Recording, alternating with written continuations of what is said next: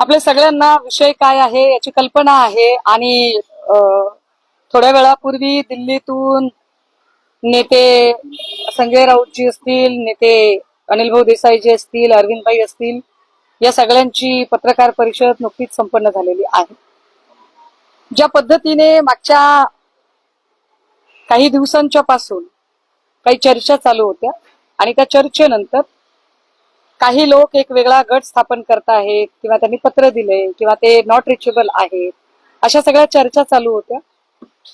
या चर्चांच्या पार्श्वभूमीवर आपल्याला काही बोललं पाहिजे, काही भूमिका मांडली पाहिजे. पहिल्यांदा तर हे आम्ही स्पष्ट केलं पाहिजे की ज्या पद्धतीने भाजपाने एक मोडस ऑपरेंडसी ठरवली, एक पद्धत ठरवली की प्रत्येक प्रादेशिक पक्षामधले निम्मे किंवा निम्म्यापेक्षा जास्त लोक वेगळे करायचे, त्यांचा गट स्थापन करायचा, त्यातल्या एकाला नेता म्हणायचं, मग त्यांनी आम्हीच ओरिजिनल आहोत हे सांगायचं आणि मग त्यांनी भाजपला बाहेरून पाठिंबा द्यायचा. डिलिमिटेशनचं बिल नामंजूर झाल्यानंतर भाजपा एका अर्थाने सुडाने पेटलेली होती आणि सुडाने पेटलेल्या भाजपाने आपमधून राघव चड्डा आणि एक गट बाजूला केला, तृणमूल काँग्रेसमधले 20 लोक बाजूला केले. हे बाजूला करताना सगळ्या स्वायत्त यंत्रणा, साम दाम दंडभेद सगळं वापरलं गेलं. राजकारणाचा होता नव्हता सगळा स्तर संपवला गेला, सगळी लोकशाही सगळी संपवली गेली. परंतु जे लोक म्हणतात की पक्ष नेतृत्व, मी जरा पक्ष नेतृत्वाच्या संबंधाने अधिकची मांडणी केली पाहिजे की कुठल्या पक्ष नेतृत्वावर आपण टीका कराल. पत्रकार असतील, राजकीय विश्लेषक असतील, भाजपचे किंवा शिंदेचे बोलघेवडे बार्किंग ब्रिगेड मधले प्रवक्ते असतील, ज्यांना पक्ष नेतृत्वावर टीका करावीशी वाटते, त्याच्यातल्या एकाने उत्तर द्यावं की मग ममता बॅनर्जींची चूक काय होती, अरविंद केजरीवालांची चूक काय होती, आदरणीय शरद पवार साहेबांची चूक काय होती. तर याच्यातल्या चूक कोणाचीच नव्हती. या प्रत्येकाची चूक असलीच तर ती एवढीच की प्रत्येक जण आपापली प्रादेशिक अस्मिता जपत आपापल्या प्रदेशातल्या महत्वाच्या मुद्द्यांना मुख्य प्रवाहात आणण्याचा आणि त्यावर चर्चा घडवून आणण्याचा प्रयत्न करत होते. त्यामुळे ज्यांना स्वार्थ नडलाय आणि ज्याची अनेक कारणं आहेत, कारण शिंदे असतील किंवा भाजपाचे अनेक लोक असतील जे जाहीर सभांमधनं रोज बोलतायत की आमच्याकडे आलात तर तुम्हाला फंडची आम्ही कमी पडू देणार नाही, आम्ही सगळ्या प्रकारचे निधी तुम्हाला उपलब्ध करून देऊ. या सगळ्या लोकांनी एकीकडे आर्थिक कोंडी करायची, दुसरीकडे सगळ्या स्वायत्त यंत्रणांचा गैरवापर करायचा, तिसरीकडे काही त्यांच्या महत्वाकांक्षा जागवायच्या आणि मग ज्यांना पॉलिटिकल सर्व्हाइव्ह व्हायचं आहे अशा लोकांनी काही निर्णय घ्यायचं ठरवलं. कालपासून एक फार मोठी काय म्हणता येईल त्याला एक संभ्रम चालू होता की ओमराजे कुठे आहेत, ओमराजे कुठे आहेत. ओमराजे निंबाळकरांच्या संबंधाने आम्हाला सगळ्यांना असं वाटत होतं की ते हलणार नाहीत, कारण यातल्या प्रत्येकाने, राऊत साहेबांनी सांगितलं, आम्ही त्याचे साक्षीदार आहोत की कुणी आई बाबांची शपथ घेतली, कुणी कुटुंबातल्या सदस्यांची शपथ घेतली. आता जे देवाची शपथ घेऊन देवालाही सोडत नाहीत, ज्या कुटुंब आपलं सगळं काही असतं आपल्यासाठी, त्या कुटुंबातल्या आपल्या पोराबाळांची शपथ घेऊन त्यांची पर्वा करत नाहीत, ते पक्ष नेतृत्वाची पर्वा करतील अशी अपेक्षा करणं चूक आहे. परंतु काल रात्री 10:30 वाजता पुण्यात एक चार्टर आलं, ज्या चार्टरला तानाजी सावंत लीड करत होते. तानाजी सावंतांच्या सोबत अजून काही लोक होती. यामध्ये नानासाहेब पाटील, मी चार्टर मधल्या लोकांची नावं सांगतेय, नानासाहेब पाटील, अमित क्षीरसागर, जयराजे निंबाळकर आणि ओमराजे निंबाळकर हे तानाजी सावंत यांच्या समवेत दिल्लीला गेले. खर तर या सगळ्या लोकांचं दिल्लीला जाणं हे अचानक नव्हतंच. मुळात 10 तारखेला दिल्लीला एनडीएची एक महत्वाची बैठक झाली. 10 तारखेला एनडीएची जी पंतप्रधान मोदींनी बैठक घेतली, त्या बैठकीनंतर दिल्लीच्या हॉटेल ताज मानसिंगला या सगळ्या लोकांची बैठक एकत्रितपणे झाली. या बैठकीत आता ज्यांनी गट स्थापनेचा वगैरे दावा आणि या सगळ्या बातम्या येत आहेत, हे सगळे लोक त्या बैठकीला उपस्थित होते. ओमराजेंच्या एका महत्वाच्या केसचा निकाल आहे. निकाल 20 तारखेला येणार आहे निकालावर का बरं हे सगळं अवलंबून असावं? निकालामध्ये असा काही शब्द दिलाय का?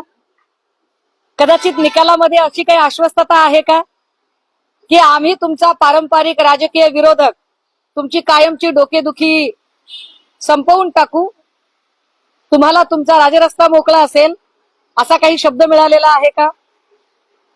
नागेश पाटील आष्टीकर बद्दल मी बोलावं तेवढं थोडं आहे. कारण नागेश पाटील आष्टीकर त्यांना असं वाटतं की ते सगळ्यात मोठे तिस्मार खान आहेत. परंतु नागेश पाटील आष्टीकरांच्या गेल्या 2 महिन्यांपासून चाललेल्या जेवणावळी असतील, बैठका असतील, या सगळ्यांच्या बातम्या आमच्यापर्यंत पोहोचत होत्या. मी दिल्लीत नसले तरी दिल्लीत तुमचे 500 असतील, आमचे 50 तरी असतील. त्यामुळे तुमची जेवणावळी कुठे झाल्या, तुमच्या बैठका कुठे झाल्या, या सगळ्या टीमचे मुख्य कॅप्टन संजय देशमुख आणि या सगळ्या टीमचे व्हाईस कॅप्टन नागेश पाटील आष्टीकर. ज्या आष्टीकरांनी परवा दिवशी सुद्धा रात्री फोन केला संध्याकाळी 7 वाजता आणि मला असं सांगितलं की ताई, नांदेडमध्ये लोहबंदेंच्या घरातली 2 मतं आहेत, तुमचे आणि लोहबंदेंचे संबंध चांगले आहेत, तुम्ही तेवढं त्यांना सांगा की रेखाताई लोहबंदेचं मत माझ्या पोराला मिळालं पाहिजे, माझं पोरग विधान परिषदेला उभं आहे. सगळं काही समजून उमजून सुद्धा मी नागेश पाटलांचं बोलणं ऐकत होते. कारण नागेश पाटील चक्क लोकांना वेड समजून वेड्यात काढण्याचा प्रयत्न करतायत. त्यांना असं वाटत होतं की ते ओव्हर स्मार्ट आहेत, पण ही सगळी गोष्ट आम्हाला कळत होती. विशेष काल सकाळी नागेश पाटलांनी पक्ष नेतृत्वाला फोन केला. पक्ष नेतृत्वाला सांगितलं की सुषमाताईंना कृपया आपण सांगा की नांदेडला स्थानिक स्वराज्य संस्थांची जी 2-3 मतं आहेत ती त्यांनी तिथे फोन करावा. जे लोक म्हणतात की पक्ष नेतृत्व संपर्कात नव्हतं, तर मग पक्ष नेतृत्वाने तातडीने मला फोन कसा केला? नागेश पाटलांच्या संपर्कात एवढं सगळं होऊन नागेश पाटील आपल्याशी बैमानी करणार आहेत हे माहीत असून सुद्धा पक्ष नेतृत्वाने नागेश पाटलांना शब्द दिला की हो, मी सुषमाताईंशी बोलतो. पक्ष नेतृत्वाने मला फोन केला, सांगितलं की ताई नांदेडमध्ये फोन करा. मला हे सगळं समजत होतं, तरीही माझ्या नेतृत्वाला मी किती दुखवायचं, माझ्या नेतृत्वाला अजून मी किती वेदना द्यायच्या, हे समजून उमजून मी त्यांच्याशी काहीही न बोलता म्हटलं, सर होय मी बोलते, मी सांगते सर त्यांना. विशेष काल संध्याकाळी 7:15 वाजता पुन्हा एकदा नागेश पाटलांचा फोन आला पक्ष नेतृत्वाला. साहेब, तेवढं तुम्ही फोन केला ना, म्हणजे किती किती ओव्हर स्मार्टनेस दाखवावा, त्याला काही लिमिट? म्हणजे जे लोक म्हणतात की पक्ष नेतृत्वाचा संपर्क वगैरे, अरे दादा हो, सगळ्यांचा संपर्क होता. पण जर इतकं जर गोड बोलून जर लोक शांतीत क्रांती करत असतील, त्याला क्रांती म्हणत नाही, त्याला चापलुसी म्हणतात. नागेश पाटलांचे काही आडाखे असतील, संजय देशमुखांचे आडाखे तर अगदी खूप बाळाचे पाय पाळण्यात दिसतात म्हटल्यासारखे ते आधीपासून कळत होते. आणि या सगळ्यांनी साईबाबाची शपथ घेणारा गृहस्थ, जिकडे गुलाल तिकडे चांग भलं, कार्यक्रम यशस्वी झाला तर सगळ्यात पहिला मी मी मी म्हणणार, कार्यक्रम जर यशस्वी नाही झाला तर मी नव्हतोच असे म्हणून बाजूला होणार, अशा पद्धतीचा साईबाबाची शपथ घेणारा तो प्राणी. हे सगळेच लोक, या सगळ्या लोकांच्या हालचालींवर आम्ही 2 महिन्यांपासून बारीक लक्ष ठेवून होतो. कदाचित संजय देशमुखांना राज्यमंत्री पद खुणावत आहे का? संजय दिना काय, म्हणजे एसआरएचे खूप सारे मुंबईत प्रकल्प चालू आहेत, नेमकं कुणाचं काय ते अजून कळायचं बाकी आहे. परंतु कुणाच्या मनात काय आहे, अंदर क्या है बाहर क्या है, सब पब्लिक जानती है. पण या पत्रकार परिषदेच्या माध्यमातून महाराष्ट्रातल्या तमाम शिवसैनिकांना मी आवर्जून सांगितलं पाहिजे की या वेळेचं केलेलं मतदान हे नव्या नावासकट, नव्या चिन्हासकटचं मतदान होतं. हे धनुष्यबाणावरचं मतदान नव्हतं. या मतदानामध्ये शिंदे किंवा शिंदेचे सहकारी नव्हते. या मतदानाच्या वेळेला फडणवीस, भाजपा किंवा त्यांच्या कुठल्याही स्वायत्त यंत्रणा मदतीला नव्हत्या किंवा अजून कोणीच नव्हतं. हे मतदान आम्ही आमच्या ताकदीवर घेतलेलं मतदान होतं. हे मतदान शिवसैनिकांचं मतदान होतं. शिवसैनिकांनी रक्ताचं पाणी करून 9 खासदार आणि 20 आमदार निवडून आणलेले.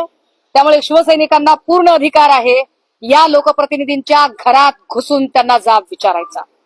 आणि शिवसेना स्टाईल घरात घुसलं पाहिजे एकेकाच्या आणि घरात घुसून जाब विचारला पाहिजे की तुम्हाला असं काय कमी पडलेलं होतं. चिन्ह नवीन असताना एका नव्या चिन्हाला ब्रँडिंग करायचं काम इथल्या फाटक्या शिवसैनिकांनी केलंय. एका नव्या चिन्हाला नव्या नावाला घेऊन त्याचा ब्रँड बनवण्याचं काम इथल्या फाटक्या आणि उपाशी पोटी काम करणाऱ्या शिवसैनिकांनी केलंय.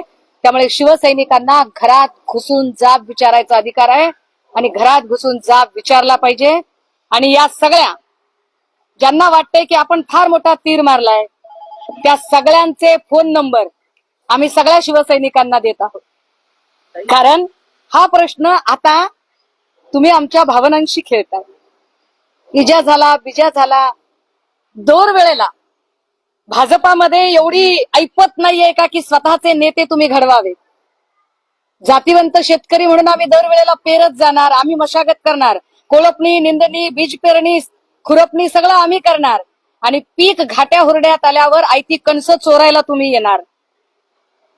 तर तुम्हाला शिवसैनिकांनी घरात घुसून जाब विचारला पाहिजे आणि शिवसैनिक तो जाब विचारते. ओमराजे निंबाळकरांचं तुम्ही नाव घेतलं, थेट त्यांचं नाव घेतलंय. ओमराजे निंबाळकर हे निष्ठावंत शिवसैनिक ठाकरेंचे म्हणून ओळखले जायचे. काल रात्रीपासून नॉट रिचेबल आहे. जे ओमराजे अगदी 12 वाजता जनतेचे कॉल उचलायचे ते आता माझा कॉल कधी घेतला नाही बरं का ओमराजेंनी. हा पुढे आता ते नॉट रिचेबल आहेत. म्हणजे ओमराजे निंबाळकर दिल्लीला, कारण ते बऱ्याच जणांना असं सांगतायत की मी अजूनही पुण्यात आहे, मी अजूनही पुण्यात आहे. पण समजायचं काय नेमकं, हा संभ्रम का आहे? मी ओमराजे निंबाळकरांना सकाळपासून फोन करण्याचा प्रयत्न करते. ओमराजेंना मी फोन केला पण माझा फोन उचलला गेला नाही. ओमराजेंच्या सोबत त्यांच्या धाकट्या भावाप्रमाणे सावलीप्रमाणे सोबत असणारे कैलासदादा पाटील यांना मी फोन केला होता. मी त्यांच्याशी सकाळी बोलले. मला कैलासदादांनी सांगितलं, ताई मी दुसऱ्यांची गॅरंटी काय देऊ शकतो, मी फक्त माझी गॅरंटी देऊ शकतो. त्यामुळे कैलास पाटलांच्या बोलण्यातली संदिग्धता काय ती बरीचशी बोलकी आहे. याच्या उपर जर असं वाटत असेल की नाही मी नाहीये त्यापैकी मी नाहीये, तर गट स्थापन करायला किमान 6 लोक लागतात. मग ते 6 कोण आहेत? गट स्थापन झाला हा दावा कुठून येतोय? नाही, प्रश्न असा आहे ना की जर नाहीये तर ते समोर येऊन का सांगत नाहीयेत? माझा प्रश्न तोच होता. नाही, ते समोर येऊन का सांगत नाहीत त्याचं उत्तर तेच स्वतः देतील. पण माझी माहिती मी मगाशी सांगितलं, नानासाहेब पाटील, अमित क्षीरसागर, त्याच्यानंतर जयराजे निंबाळकर आणि ओमराजे निंबाळकर या सगळ्यांच्या सह तानाजी सावंतांनी लीड केलं आणि तानाजी सावंत चार्टरमध्ये होते. तानाजी सावंत त्यांच्यासोबत होते दिल्लीला जाताना, ही माझी माहिती आहे. या सगळ्याच्या संबंधाने बैठक 10 तारखेलाच एनडीएच्या बैठकीनंतर दिल्लीच्या हॉटेल ताज मानसिंग मध्ये पार पडलेली होती. त्यामुळे हे फार व्यवस्थित विचार करून प्रत्येकाने आपापलं पॉलिटिकल सर्व्हायव्हनेस बघून आपापल्या महत्वाकांक्षा म्हणजे लोकांचं मॅन्डेट, लोकांचा विश्वास, लोकांच्या भावना सगळं पायदळी तुडवून ज्या पद्धतीने हे केलं गेलं. पण या सगळ्यातनं मला फडणवीसांना पुन्हा एकदा हे आवर्जून मी फडणवीसांना सांगितलं पाहिजे की फडणवीसजी, तुमच्या प्रचंड सत्ताकांक्षा होत्या, पण आता जे काही झालं त्यानंतर महाराष्ट्रातला मराठी माणूस पुढची 20 वर्ष तरी पंतप्रधान होत नसतो. कारण तुम्हाला अडवण्यासाठीचा जो स्पीड ब्रेकर आहे तो दिल्ली ते नागपूर व्हाया दरे जबरदस्तपणे टाकलेला आहे. हा स्पीड ब्रेकर शिंदे सेना ज्यांनी जन्माला घातली आणि शिंदे सेनेची सरोगेट मदर म्हणून तुमच्याच पक्षाचे नेते जे दिल्लीत वावरतात त्यांनी टाकलेला आहे.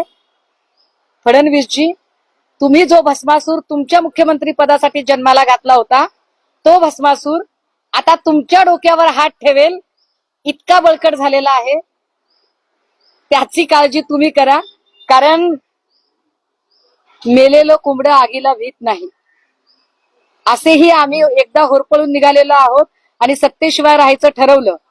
फिनिक्स पक्षासारखे आम्ही शून्यातून पुन्हा उभे राहिलो. राखेतनं उभे राहत आम्ही 20 आमदार, 9 खासदार, पालिकेचे 65 नगरसेवक, 3 महापौर, विधान परिषदेमध्ये नार्वेकर असतील, अभ्यंकर असतील, हे निवडून दिले. ज्या संभाजीनगरला सगळं शून्य झालं होतं, ज्या संभाजीनगरमध्ये महापालिका, जिल्हा परिषद सगळं शून्य झालं, तरी सुद्धा आम्ही पुन्हा दानवेंना सुद्धा विधान परिषद दिली. हे पक्षाने केलेलं आहे, हे पक्षाची ताकद आहे.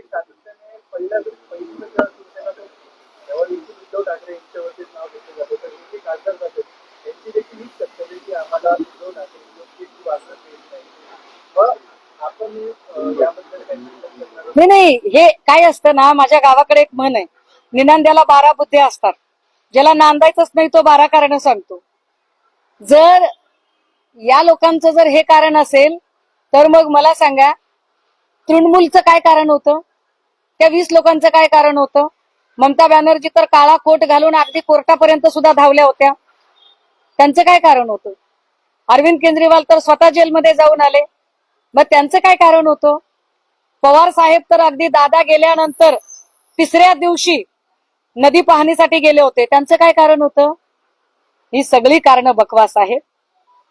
एकच महत्वाचं कारण आहे, वन पार्टी वन इलेक्शन. एका डिक्टेटरशिपकडे आपण जात आहोत. Absolute power and absolute corruption या दिशेनं हा प्रवास आहे. पण या सगळ्या प्रवासात ज्यांनी फोडाफोडीच्या समीकरणाला जन्म घातला, ज्यांनी ही सुरुवात केली, ते देवेंद्र फडणवीस मात्र या निमित्ताने मुख्य प्रवाहातल्या राजकारणातनं बाजूला पडलेले आहेत. भाजपच्या राजकारणातनं आता देवेंद्रजींची किंमत शून्यवत होत चाललेली आहे. हे या निमित्तानं सिद्ध झालं. उद्याला आश्चर्य वाटायला नको की मुख्यमंत्री पद कदाचित फडणवीसांकडून जाऊन त्यांनी जन्माला घातलेल्या भस्मासुराकडे सुद्धा येऊ शकते. काही खासदार तर गेले, 20 आमदारांची तुम्ही हे सांगितलं की 20 आमदार आहेत. त्या आमदारांचं काय, तेही जातील का? आणि सुषमा अंधारेंना देखील ऑफर होती, त्या चार्टर्ड विमानात तुमचं देखील सीट रिझर्व होतं असं कळतंय. हे खरं आहे का? नाही, सुषमा अंधारेंना ऑफर होती नव्हती याला काही अर्थ नाही. सुषमा अंधारेंना स्वतःला काय वाटतं हे जास्त महत्वाचं आहे. आम्ही आहोत इथे, नाही, पण chartered आम्ही लढणार आहोत. होतं तुमच्या नावचं, रिझर्व होतं असं कळतंय. पण जायचं का नाही ते हे मी ठरवलं पाहिजे ना. होतं का? मी काही आमदार नाहीये, मी काही खासदार नाहीये. लक्षात घ्या, मी आमदार नाही, मी खासदार नाही. त्यामुळे मी त्याच्यावरती काही फार भाष्य करू नये. पण एक नक्की आहे की जे 20 आमदार आहेत, या 20 आमदारांनाही मग मेहकरचे सिद्धार्थ खरात असतील, वर्धाच्या साईडचे लवटे असतील, आळंदीतले बाबाजी काळे असतील, या प्रत्येक आमदारांना निवडून आणण्यासाठी आम्ही रक्ताचं पाणी केले. सुषमा अंधारेने स्वतः महाराष्ट्र 7 ते 8 वेळा उभा आडवा पिंजून काढलाय. हे सगळं ऑपरेशन टायगर नाव दिलं जाते याला, हे सगळं भाजपनीच केलंय असं म्हणून. डिलिमिटेशन बिल नामंजूर झाल्यानंतर सुडानं पेटलेली भाजपा कसंही करून ज्यांना राज्यसभेतला बहुमताचा आकडा गाठायचा आहे त्यांच्याकडून ज्या पद्धतीने तोडफोड होतीये, ती तोडफोड उघड्या डोळ्याने सबंध भारत बघत आहे. पण काय असतं माहितीये का, जेव्हा खूप खूप अति होतं, अति झालं आणि हसू आलं. त्यामुळे या सगळ्या गोष्टींचं म्हणजे मला काही फार असा धक्का विक्का अजिबात वाटत नाहीये. इतकी सगळी स्वार्थानं बरबटलेली माणसं असतील तर यांच्याबद्दल आपण अजिबात वाईट वगैरे वाटून घ्यायला नको. कारण ज्या माणसांना जून महिनाच होता, तोही 4 वर्ष झाली त्याला, त्या जून महिन्यातच जेव्हा ही सगळा पहिला विश्वासघात झाला, एका मोठ्या शस्त्रक्रियेनंतर उद्धव ठाकरे घराबाहेर पडले, महाराष्ट्र पिंजून काढला, एका दिवसात 6-6, 7-7 सभा केल्या, नव्या चिन्हासकट या सगळ्या लोकांना निवडून आणलं. त्याची जर यांना जाणीव नसेल, कुणाला कोर्टाची केस, कुणाला राज्यमंत्रीपद, कुणाला SRA प्रकल्प, कुणाला काही जर खुणावत असेल तर ज्याचा त्याचा स्वार्थ. काही बाळासाहेब ठाकरे असताना जर असं काही झालं असतं, शिवसेनेत धडा शिकवायची. तुम्ही म्हणाला का सगळ्या नेत्यांचे आम्ही नंबर देतोय शिवसैनिकांना, शिवसेना पुन्हा तशीच आक्रमक होणार आहे का? बाळासाहेब शिवसेना तितकीच आक्रमक असेल. मी म्हटलं ना की शिवसेना माणसं पेरणारा, नेते पेरणारा पक्ष आहे. सगळं शून्यवत झाल्यावरही आम्ही पुन्हा हे पीक तरारून उगवून आणलं होतं. हे पीक आम्ही तयार केलेलं पीक आहे. हे पीक आमच्या मशागतीवर आलेलं पीक आहे. हे पीक चोरायचं काम जे करतायत ना, त्या चोरांना ते कळलं पाहिजे. आणि राहिला प्रश्न वंदनीय बाळासाहेबांचा, तर वंदनीय बाळासाहेबांच्या काळातही राणेंची बंडखोरी झालीच होती, ती तेव्हाही झाली होती. पराभव झाला होता, ज्या पद्धतीने बाळासाहेब शिवसैनिकांना आदेश द्यायचे. दादा अजून ऐका, 2.5 वर्ष इलेक्शनला आहेत. ही आक्रमकता उद्धव ठाकरे यांच्यात दिसत नाही, म्हणून सातत्याने पक्ष फुटतो. अशी सगळी संधी इतरांना भेटते. मला असं वाटतं की माध्यमांकडून किंवा अजून कोणाकडून एक नरेटिव्ह सेट करण्याचा जो प्रयत्न केला जातोय, कृपया त्याला जरा छेद द्या. एक फार चांगली म्हण आहे इंग्रजीमध्ये, यशाला अनेक बाप असतात, अपयश पोरकं असतं. जेव्हा एखादी गोष्ट अशी घडते त्यावेळेला सरळसोटपणे नेतृत्वावरती खापर फोडणे हे योग्य नाही. कारण मी म्हटलं की जर तुम्ही ठाकरेंना किंवा नेतृत्वावर जर तुम्ही टीका करणार असाल तर मग तुम्ही तृणमूल काँग्रेसबद्दल काय बोलाल, पवार साहेबांच्या नेतृत्वाबद्दल तुम्ही काय बोलाल, अरविंद केजरीवालांच्या नेतृत्वाबद्दल काय बोलाल. 2400 उदाहरण दिलं आता. गुवाहाटी तो पार्ट 1 होता, आता हा गुवाहाटी पार्ट 2 म्हणायचा. तुम्ही 2400 उदाहरण दिलं आणि 4 वर्षात जर दोनदा असं होत असेल तर तुमच्या चुका असतील ना कुठेतरी. हो, आमच्या चुका आहेत ना. आमची चूक ही आहे की आम्ही पुन्हा एकदा म्हणजे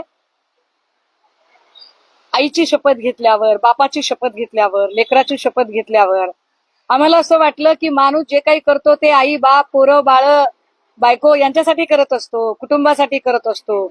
फार हिंदुत्ववाद मानणारे, देव, देश, धर्म मानणारे लोक देवाला आणि धर्माला प्रमाण मानत असतील, पण देवाधर्माची शपथ घेऊन, कुटुंबाची शपथ घेऊन जर लोक पलटत असतील तर त्याला आपण काय करू शकतो बरं. सुषमाताई, आता उद्धव ठाकरे यांनी पत्रकार परिषद घेणं अपेक्षित होतं, परंतु इतका मोठा भूकंप झालेला असताना देखील उद्धव ठाकरे माध्यमांसमोर आलेले नाही किंवा त्यांची भूमिका अजून उद्धव ठाकरे पत्रकार परिषद घेतील, काळजी करू नका.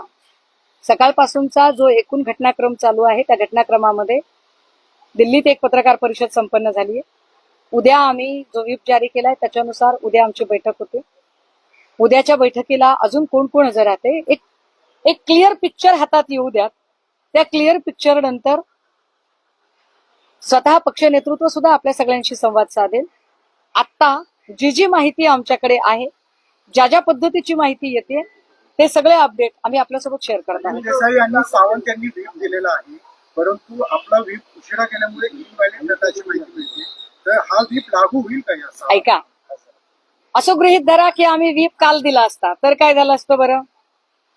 तर कदाचित ते म्हणाले असते की आम्हाला परवा दिवशीच पत्र मिळालेलं आहे, परवा दिवशी व्हीप दिला असता तर म्हणाले असते. आपण काय करतोय.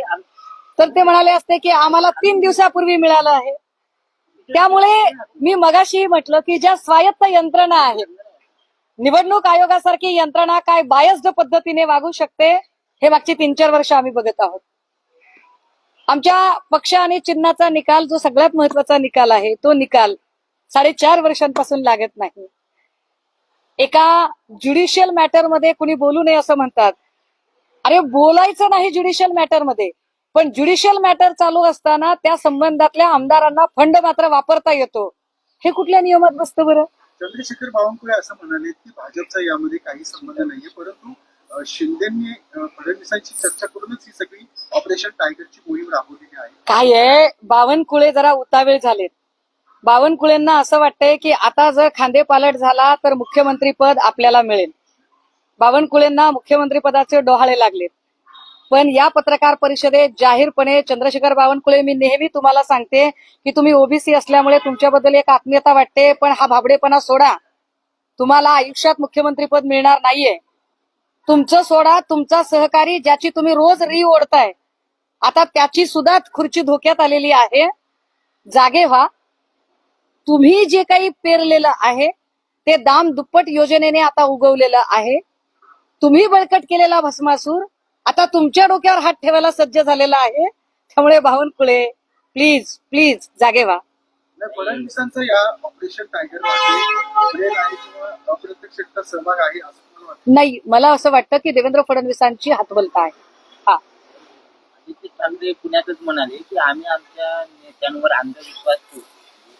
आता त्यांना तो सगळीकडे असतो बघा. विश्वासावर काय म्हणतात त्याला, उम्मीद पे दुनिया कायम आहे म्हटल्यासारखं विश्वासावर सगळं जग चालतं.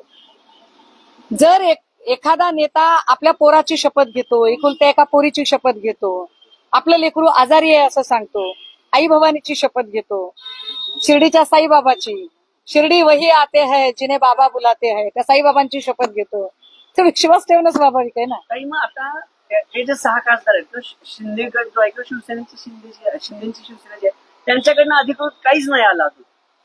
तुमच्याकडनं मात्र अधिकृत तुम्ही नावं घेतलेत. मग आता देशानं राज्यानं असं समजायचं का की हे 6 खासदार गेले तुम्हाला सोडून? ते कोण 6 गेले ते अजून आम्हाला कळायचंय. तुम्ही नाव घेतली की आता त्याच्यातले काही? ऐका, मी असं म्हटलं की रात्री कोण गेलो, ते दिल्लीला अजून वेगळ्या कामाला गेले असतील असं गृहीत धरू. पण ते गेले ना, ते रात्रीच गेले. ते त्या सकाळपर्यंत जे सांगतायत की मी पुण्यात, ते पुण्यात नाही, ते रात्री गेले. उद्या नाही, नाही, संजय राऊत असं म्हणाले की व्हीप जारी झालेला आहे आणि उद्या जर हे 6 खासदार स्वबळी परतले नाही तर त्यांच्या विरोधात काही कायदेशीर कारवाई आपण करणार आहोत. मी म्हटलं ना की नागेश पाटील आष्टीकर जे कालपर्यंत ओव्हर स्मार्टनेस दाखवत होते आणि ते असं दाखवायचा प्रयत्न करत होते की मी इथेच आहे. अगदी कालही ते बोलताना म्हणाले की साहेब माझी सही तिकडे कोणी करू शकतं बरं का, मी घरीच आहे. म्हणजे म्हणजे याला खूपच तयारीचा माणूस लागतो. नागेश पाटील आष्टीकर म्हणजे फुल तयारीचा माणूस. परंतु याची कुणकुण आम्हाला जेव्हापासून लागली तेव्हापासून आम्ही आमच्या ज्या काही लिगल गोष्टी आहेत त्यावर काम सुरू केलं होतं. आमच्या कायदेशीर बाबी आणि त्या संबंधाने कामकाज बघणारे खासदार अनिल भाऊ हे त्या संबंधाने दिल्लीमध्ये सातत्याने वेगवेगळ्या कायदेतज्ञांशी बोलत होते. त्यानुसार आम्ही कायदेशीर पावलं उचललेली आहेत. व्हीप जारी झालेला आहे आणि त्याच्या इतर अजून जे लिगल आस्पेक्ट आहेत मला कल्पना आहे. मी हे सगळं बोलल्यानंतर भाजपची वफादारी केल्यामुळे ज्या निकमांना राज्यसभा मिळाली ते निकम लगेचच याचा लिगल आस्पेक्ट कसा चूक आहे कसा बरोबर आहे हे सांगायला पोपटासारखे पुढे येतील. पण आम्ही त्यांनाही सांगितलं पाहिजे की जर खासच तुम्ही लोकशाहीचे भोगते असाल तर पार्लमेंटरी डेमोक्रेसी अभ्यासा, डिफेक्शन लॉ अभ्यासा आणि मग बोला. तर या सगळ्या राजकीय परिस्थितीला ना ऑपरेशन टायगर असं नाव देण्यात आलंय. संजय राऊत असं म्हणाले की या निमित्ताने त्यांना कळलं की आम्ही टायगर आहोत आणि ऑपरेशन टायगर. मग ऑपरेशन टायगर शिंदेचं सक्सेसफुल झालंय? ऑपरेशन टायगर सक्सेसफुल झालं की नाही हे मी म्हटलं ना की उद्या 11ची बैठक आहे तेव्हा आपल्याला कळेल. पण एक नक्की आहे की जर ते टायगर असतील तर त्यांनी दिवसाढवळ्या येऊन प्रेस कॉन्फरन्स करत गाजावाजा करत एक डरकाळी फोडून सांगितलं असतं. रात्री अपरात्री कुठेतरी चार्टरमध्ये बसायचं, लोकांना इमोशनल ब्लॅकमेलिंग करत माझं लेकरू आजारी आहे, पुरीची शपथ, पोराची शपथ, बायकोची शपथ, देवाची शपथ, आई भवानीची शपथ, साईबाबाची शपथ, अशा गोष्टी केल्या नसत्या. त्यामुळे याला टायगर ऑपरेशन म्हणायचं की नाही हाही संशोधनाचा मुद्दा आहे. व्हिडिओ व्हायरल होतो ज्यामध्ये बाळासाहेब म्हणतात की कोणी जर कुठल्या त्यांना रस्त्यावर सोडवा अशी भाषा. नाही, आता त्या मार्गाने शिवसैनिक जातील. मी तर म्हटलं ना की हे मॅन्डेट शिवसैनिकांचं मॅन्डेट आहे. या निवडणुकीत मी अजून एक गोष्ट सांगितली पाहिजे. जे म्हणतात ना की आम्हाला निवडणुकीत मदत केली नाही, आम्हाला आर्थिकची मदत मिळाली नाही, त्याच्यातला एकही जण म्हणू शकत नाही. नागेश पाटील आष्टीकरांना किती आर्थिक मदत केली त्याची साक्षीदार मी आहे. अमरावतीला सुनील खराटेला किती मदत दिली त्याची साक्षीदार मी आहे. बदामराव पंडितला किती मदत दिली होती त्याची साक्षीदार मी आहे. याच्यातल्या प्रत्येकाला मदत गेली होती. वाकचौरेंना सगळ्यांना मदत केलेली होती. त्यामुळे यांना सगळ्या प्रकारे मदती पोचलेल्या आहेत. आता एवढं सगळं होऊन एका नवीन चिन्हावर एवढी मेहनत घेऊन ज्या शिवसैनिकांनी दिवस रात्र मेहनत घेऊन, काही शिवसैनिक तर बिचारे पदाशिवाय काम करणारे आहेत. आमच्या सोशल मीडियासाठी काम करणारे सगळे लोक उत्स्फूर्तपणे काम करतात. हे उत्स्फूर्तपणे काम करणारे जे लोक आहेत, ज्यांनी हे जनमत तयार करायला मदत केली, त्या सगळ्या शिवसैनिकांना बेशक हा अधिकार आहे की त्यांनी लोकप्रतिनिधींच्या घरात घुसून जाब विचारला पाहिजे. प्रश्न हाच आहे, बाळासाहेबांनी ज्या प्रकारे सांगितलं होतं की अशा प्रकारे करा म्हणून, उद्धवसाहेब काही सांगत नाही, उद्धवसाहेब बोलत नाहीत, आक्रमक भूमिका घेत नाहीत, म्हणून वाटत नाही की सगळं होतं. अच्छा, म्हणजे एखाद्याचा चांगुलपणा हा तुम्ही त्याचा दुर्गुण ठरवता, एखाद्याने दाखवलेला विश्वास हा त्याचा दोष तुम्ही समजता. म्हणजे फडणवीसांनी दाखवलेला कपटीपणा हा फडणवीसांचा गुणवत्ताधारक गुण आहे असं तुम्ही समजता. वा, धन्यता आहे.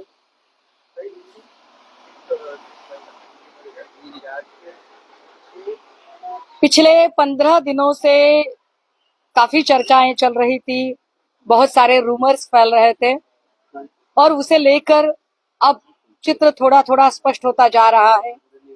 सुनने में आया है कि कुछ लोग अपना एक अलग गुट स्थापित कर लोकसभा अध्यक्ष ओम बिरला जी को पत्र सौंपने जा रहे हैं. किंतु जैसे ही यह चर्चा हम तक पहुंची, हमने इस पर कानूनन कार्रवाई के बारे में सोचना, समझना और उस पर काम करना उचित समझा. और इसी को लेकर पिछले 3-4 दिनों से हमारे नेता अनिल भाऊ देसाई, हमारे संसदीय नेता अरविंद भाई सामंत, हमारे पार्टी के नेशनल स्पीकर संजय राउत जी, इन्होंने कुछ कानूनन कार्रवाई के तौर पर पुख्ता कदम उठाए हैं। हमने आज पार्टी का व्हिप जारी किया है। कल 11 बजे पार्टी की सांसद की बैठक बुलाई है। उस बैठक में और ज्यादा चित्र स्पष्ट हो जाएगा। हम इतना ही कहेंगे कि जिन कानूनन कार्रवाई के तहत हम कुछ कदम उठाने जा रहे हैं, यह सफर इतना भी आसान इन लोगों के लिए नहीं होगा। जो भी लोग यह कदम उठाना चाहेंगे, शायद हो सकता है किसी के कानूनन केस चल रही हो, केस में कुछ पेचीदा कुछ मकाम आया हो, शायद किसी को किसी कानूनन केस में अपना मनचाहा रिजल्ट चाहिए हो, शायद हो सकता है किसी को राज्य मंत्री पद की अपेक्षा हो, शायद हो सकता है कि किसी को मुंबई के एसआरए के प्रोजेक्ट्स की अपेक्षा हो, चाहे जो कुछ हो, लेकिन हम इतना ही कहना चाहेंगे कि यह क्लियर कट मैंडेट मशाल चुनाव चिन्ह पर मिला था। यह क्लियर कट मैंडेट यहाँ के शिव सैनिकों ने आधे पेट रहकर कमाया हुआ था। इसलिए शिव सैनिकों को यह हक है कि वह अपने लोक प्रतिनिधियों को घर में घुसकर जवाब मांग सकते हैं। जवाब मांगने का उन्हें पूरा पूरा नैतिक हक है। टाइगर ऑपरेशन सक्सेसफुल हुआ है। नहीं, ऑपरेशन सक्सेसफुल हुआ कि नहीं इस पर बात करेंगे। इसे टाइगर शब्द मत जोड़िए, क्योंकि टाइगर ऐसे छुप छुप कर कभी नहीं जाते हैं। कभी गुवाहाटी में छुप कर जाएंगे, कभी ऐसे चार्टर लेकर जाएंगे। ऐसे टाइगर नहीं करते। टाइगर बस एक आवाज देता है और जंगल में सन्नाटा छाता है। टाइगर ऐसे छुप कर नहीं बैठते हैं।